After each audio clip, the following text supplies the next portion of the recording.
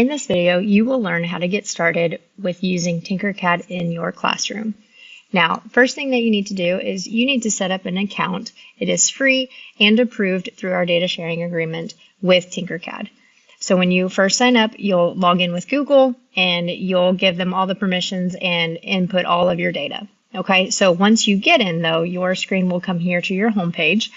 The first thing that you need to do in order to get ready for your students to use it is to create a class.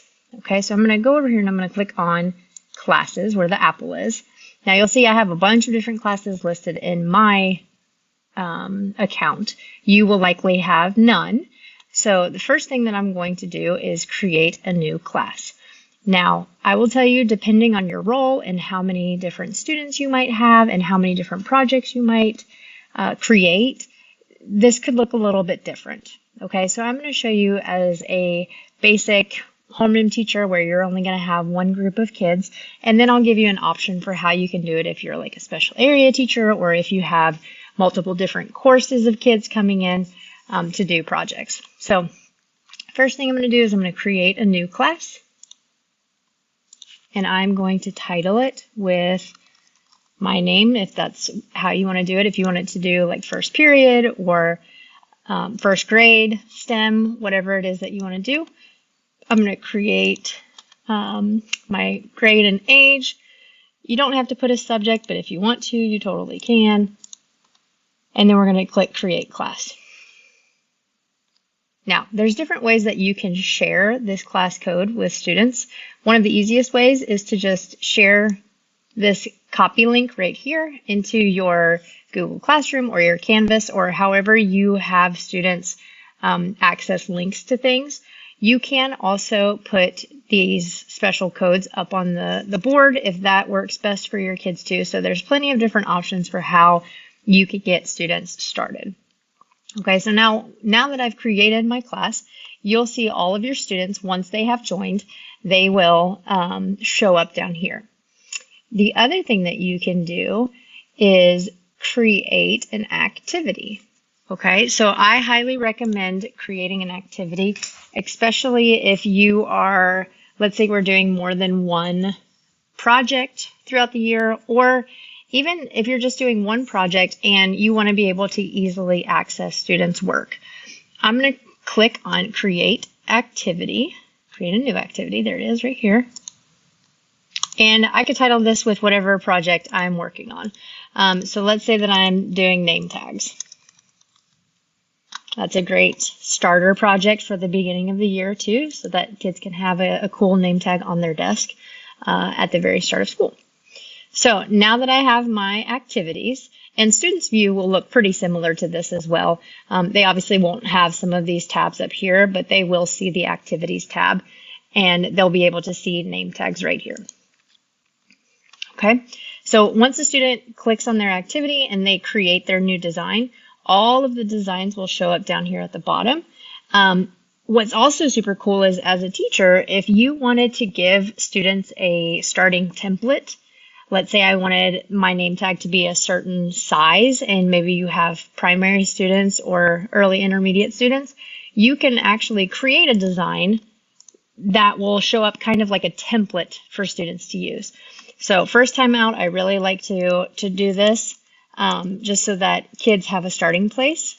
I'm just going to make one very quickly. Boom, boom. And so now every kid, when they get in, they will see that this is available for them to copy and tinker. Okay, so that's a pretty easy start. Again, you create your account, you set up your class, you set up an activity, and then you can create a template if you want. If not, students can just create a brand new design by clicking the plus sign button, and they will be able to design from scratch. So I'm going to take us back very quickly and kind of show you. So here's my class. That's right there. I'm going to show you a few other ways that you might want to organize depending on your role. Okay, if you are a special area teacher or you teach multiple courses, you might want to create a class for every homeroom that you teach. So if I teach STEM, for example, I might want to have Miss Johnson's 3rd grade, or maybe I want to label it with 24, 25, and then the teacher's name. So if I come in here just as an example, let's see if I do, I'll just show you this one very quickly. So you can see this one has different students in it, and here is my activity that I assigned them. And when I click on it, this is my template, like I showed you. That's what I gave them as an example. And then all of students' work for that activity can be found underneath. Okay, now the really cool thing about this is, let's say that you have a 3D printer and you are planning on printing these. I can actually go into every student's design, click Tinker this, and I have editing rights to be able to make sure that their design meets all the criteria that I have set forth. I can also do small little changes too. So let's say there was like a gap between the ornament's hook and the snowflake itself. I could always come in and make those tiny adjustments before I ever needed to export it. So that's a really easy way to be able to go through and edit everybody's before you need to get to the printing stage. Now, making a Tinkercad classroom for every single teacher or course you do can be a little overwhelming. And I totally get that. So another thing that we discovered and how we could organize is if you created a class. So we actually did this with primary students. So it was like kindergartners, 25, 26. So that was our example. Let's just show you an example here. Okay, so we did this over at ACE, and we actually created activities based on the homeroom teacher. So that might be a better solution if you are a STEM lab teacher or a librarian media specialist where you're having every class in the building come in.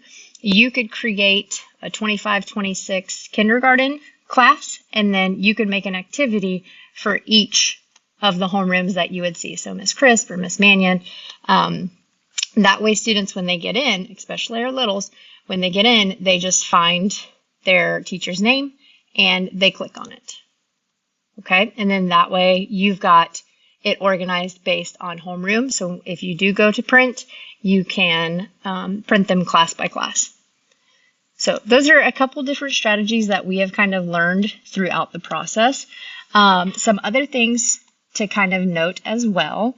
When you do create a class, you also have the ability to share it with a co-teacher. So if I am teaching STEM and I also want to share it with the homeroom teacher, I can click on co-teacher and I can click copy invite link and just paste that in an email over to the teacher. They join and it will show up for them as well. So that's a great thing, especially if you have a team teacher or if you're doing this as a grade level team. That way everybody has access to all of the students' designs.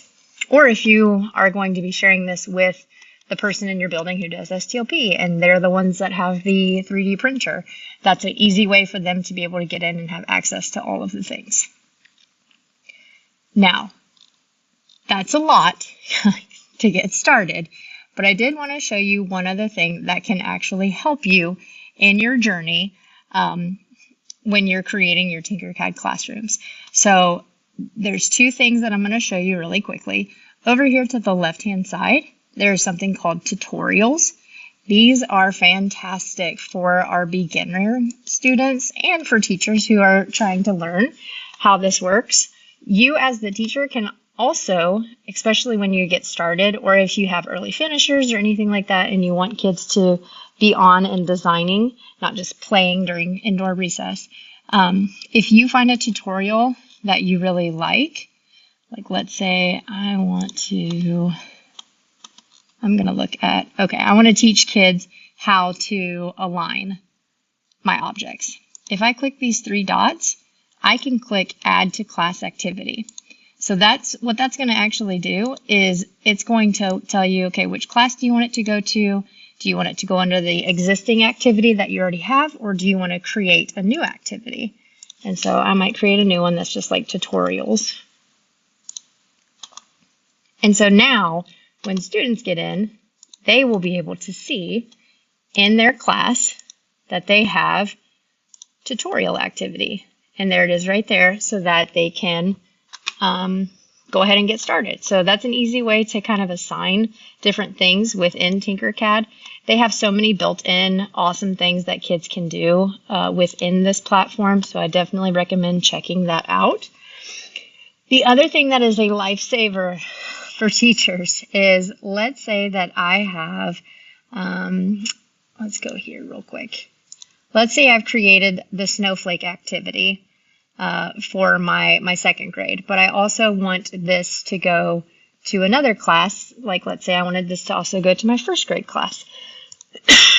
If I click those three dots right there, I can copy to classes, and that's going to let me choose which classes I want that to also show up in. That way you don't have to go in and create a brand new activity every single time. So now I've got it in here under that class. So that is Tinkercad for Teachers 101. Stay tuned for more of our videos.